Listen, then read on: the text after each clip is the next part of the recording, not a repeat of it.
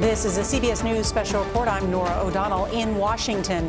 We are just moments away from witnessing the beginning of an extraordinary meeting at the White House. President Joe Biden and President-elect Donald Trump are together now in the Oval Office. It is part of a long-standing tradition for the outgoing president to host the incoming president to aid in the transition from one administration to another. It's something that did not happen in 2020 when Trump was fighting the election results and did not attend Biden's inauguration. The president-elect arrived in Washington earlier this morning to meet with House Republicans. Congressional Republicans in both chambers will pick their leadership today. Today's White House meeting comes as Trump quickly announced a number of cabinet appointments. The latest include John Ratcliffe to be the CIA director.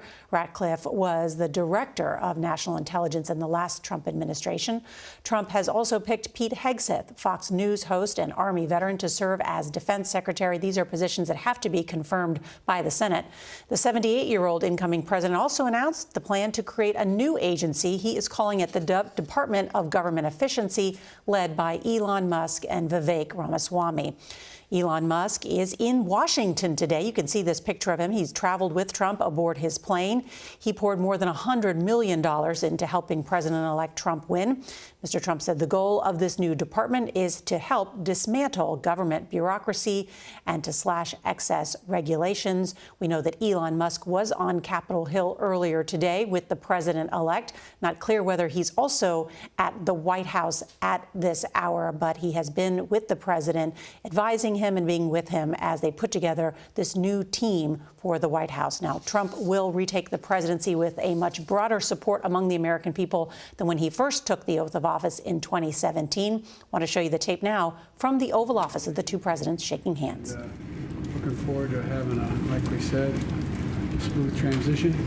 Do everything we can to make sure you're accommodated, what you need. And we're going to get a chance to talk about some of that today. So good. Welcome Thank you back. very much. And thank you very much. And politics is tough, and it's in many cases not a very nice world, but it is a nice world today, and I appreciate it very much. A transition that's so smooth, it'll be as smooth as it can get, and I very much appreciate that, Jim. You're welcome. Thank you all.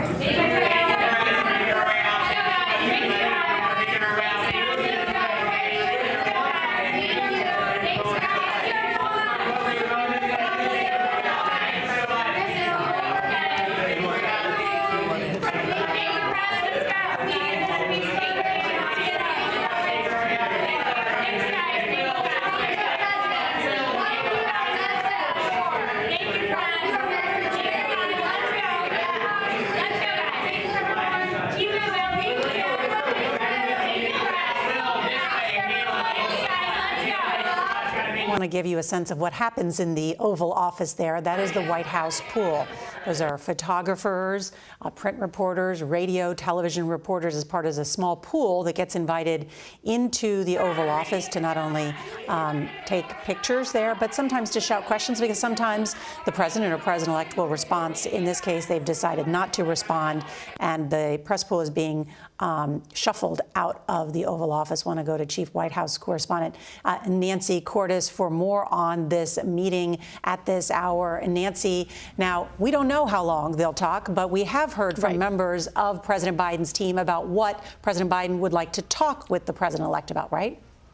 Right. First and foremost, he wants to talk about making this a smooth transition. President Biden himself remembers all too well 4 years ago when then President Donald Trump did not extend that same courtesy to him, because Donald Trump was insisting that he had actually won the election and was going to stay in the Oval Office. And so all of the mechanics that you normally see with a transition, it takes months. It's extremely complicated. It's supposed to be very sophisticated to pave the way for the next administration. A lot of that didn't happen, Norah. And so today, President Biden making it clear in that meeting that he intends to do everything that he can to help the incoming president. Beyond that, beyond the two of them saying it was going to be a smooth transition, they really didn't have much in the way of compliments to pay to each other. Normally, when you see leaders there in the Oval Office sitting with the president, they at least exchange some niceties about what a great job the other has done.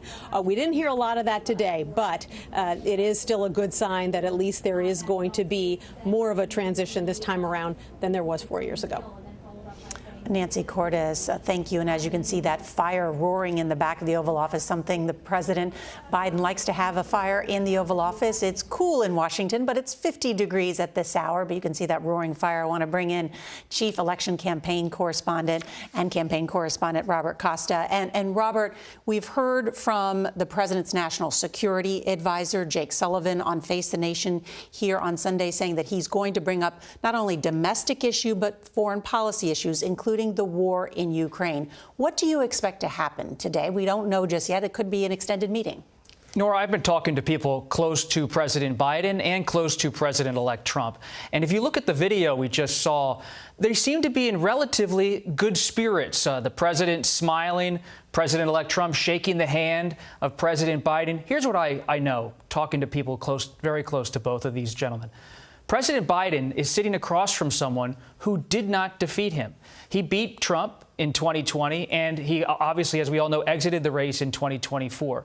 And behind the scenes, many Biden allies still believe that President Biden would have beaten President-elect Trump if Biden was still on the ballot in 2024. And they say that behind the scenes, yes, President Biden dislikes President-elect Trump and how he's a danger to democracy in President Biden's view. But at the same time, they don't have this personal animus right now against each other. And it's interesting, President-elect Trump has been telling people behind the scenes he believes that President Biden is okay with him, that at the end of the day, he thinks President Biden, this is Trump's characterization, President Biden is angrier at Democrats for nudging him out of the race than he is at President-elect Trump. So for history, quite an intriguing dynamic between these two presidents sitting there in the Oval Office. On policy, Trump is telling people he wants to move quickly to cut a peace deal with Vladimir Putin, Volodymyr Zelensky, and have the United States, through Trump, be a broker of that deal. You could see the United States weigh in through Biden today to have President Biden give his 2 cents. But at the end of the day, President-elect Trump saying it's he and he alone who will be the one to cut that deal come 2025, if it can happen.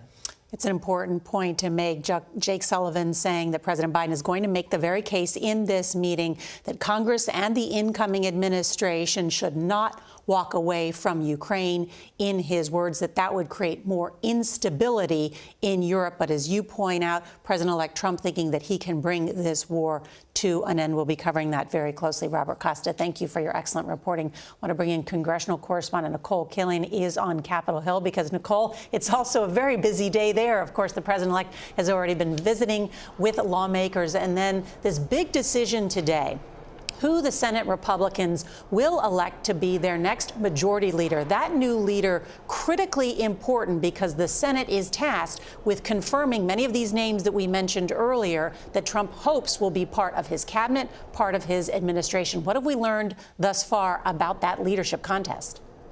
Yeah, that's right. Well, there are leadership elections underway both in the House and in the Senate. And worth noting that President-elect Trump did meet with House Republicans ahead of that meeting with President Biden, where he thanked them for helping him win the election. He also appeared to joke that he does not intend to run again unless they, quote, do something. But in talking to Speaker Mike Johnson, he made clear to me just yesterday that this meeting was really an opportunity to congratulate the president-elect and really celebrate his victory and this mandate that Republicans believe they now have as a result of the outcome of the election. So in addition to those House elections, there are also, as you mentioned, the race underway for Senate Majority Leader, which is really remarkable. The first time in some 18 years that Senate Republicans will be electing a new leader. As you well know, Mitch McConnell has held on to that post as Majority and Minority Leader in the Senate for that period of time. He stepped down from leadership earlier this year, and so that race now underway to replace him between Senators John Thune, John Cornyn, and Florida Senator Rick Scott. So that election now underway by secret ballot, and the outcome of that will determine who leads Senate Republicans as they take the majority next year. Nora? Nicole Killinger on the Hill. Nicole pointing out that some viewed that as a joke when the president-elect said, I suspect I won't be running again unless you do something else. Of course, Democrats or people that oppose President-elect Trump would be concerned about a comment like that, given that the president-elect has also promised to be a dictator from day one. That would be an extraordinarily difficult thing to do, to try and extend and be able to run for a third or fourth term, to be like an FDR. But he was joking about that, as some believe, up on Capitol Hill today. Our coverage will continue on CBS News 24/7, your local news, and then tonight on the CBS Evening News. This has been a CBS News Special Report. I'm Norah O'Donnell in Washington.